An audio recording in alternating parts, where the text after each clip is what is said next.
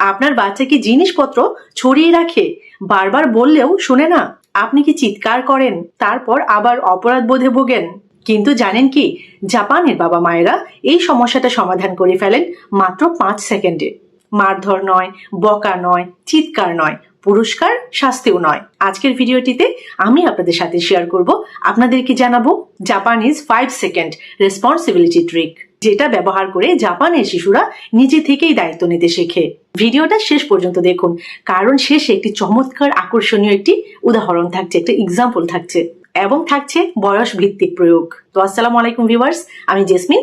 এই মুহূর্তে আপনারা সবাই কানেক্টেড আছেন জেসমিনস বেবি ক্যাট টক ইউটিউব চ্যানেলটির সাথে। চলুন আজকের মূল ভিডিওটিতে যাওয়া যাক। প্রথমেই চলুন জানি 5 সেকেন্ড ট্রিক। 5 সেকেন্ড ট্রিক আসলে কি? জাপানে এই পদ্ধতিটাকে বলা হয় পজ অ্যান্ড ওনারশিপ মেথড। নিয়মটা খুব সহজ। আপনারা যারা যারা কনফিউজড থাকছেন বা একটু চিন্তা করছেন এটা আসলে কিভাবে করতে হয়, ধৈর্য ধরে একটু মনোযোগ দিয়ে আমার কথাগুলো, আমার নিয়মটা শুনুন, তাহলে আপনারা বুঝতে পারবেন। তো নিয়মটা খুবই সহজ। বাচ্চা কোনো ভুল করলো, আপনি 5 সেকেন্ড চুপ থাকবেন, তারপর একটি প্রশ্ন করবেন। প্রশ্নটা কি? এটার দায়িত্ব কার?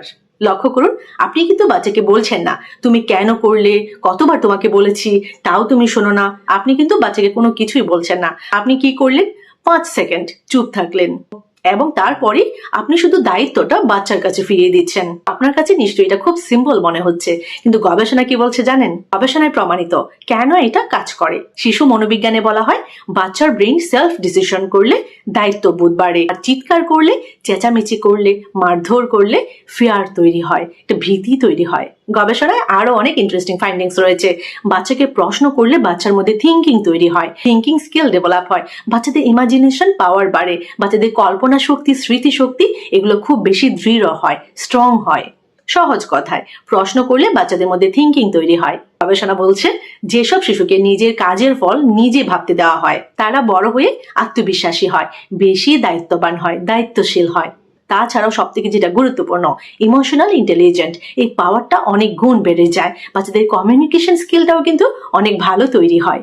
আপনারা অনেকেই হয়তো জানেন জাপানের স্কুলগুলোতে বাচ্চারা কিন্তু নিজেরাই ক্লাসরুম পরিষ্কার করে, বাচ্চারা কিন্তু নিজেরাই চেয়ার টেবিল ঠিক করে, খাবার পরিবেশন করে।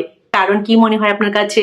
কারণ কি হতে পারে? জাপানের শিশুদেরকে ছোটবেলা থেকেই দায়িত্ব শেখানো হয়, চাপিয়ে দেওয়া হয় না।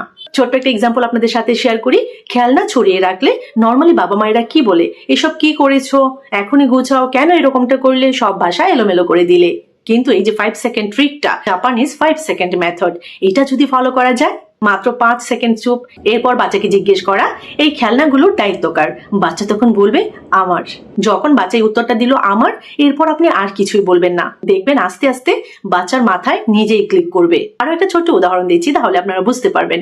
মনে করেন বাচ্চা পানি ফেলে দিল, আপনি এটা বলবেন না বাচ্চাকে একটু বকা দিয়ে, একটু চিৎকার করে, কত অসাবধান। চিৎকার, চেঁচামেচি, বকা, মারধর এগুলো না করে আপনি এই মেথডটা যদি ফলো করেন, কি করণীয় তাহলে আপনার? 5 সেকেন্ড চুপ থাকবেন, তারপর বাচ্চাকে জিজ্ঞেস করবেন এখন কি করা দরকার। এখানে কিন্তু বাচ্চাকে আপনি দোষারোপ করছেন না, এখানে কি করছেন? এখানে কিন্তু আপনি বাচ্চাকে সলিউশন থিঙ্কিং শেখাচ্ছেন। আরো একটা উদাহরণ দিই, তাহলে হয়তো আপনি আরো বুঝতে পারবেন। মনে করুন বাচ্চা হোমওয়ার্ক করলো না, হোমওয়ার্ক না করা, আপনি কিন্তু বাচ্চাকে বকাঝকা করবেন না। অনেক সময় ভুল করে অজান্তে আপনি কিন্তু বাচ্চাকে থ্রেট দেবেন না। হোমওয়ার্ক করনি, টিভি বন্ধ, আজকে টিভি দেখা যাবে না, এরকম করে বাচ্চাকে থ্রেট দেওয়া যাবে না। আপনি কি করতে পারেন?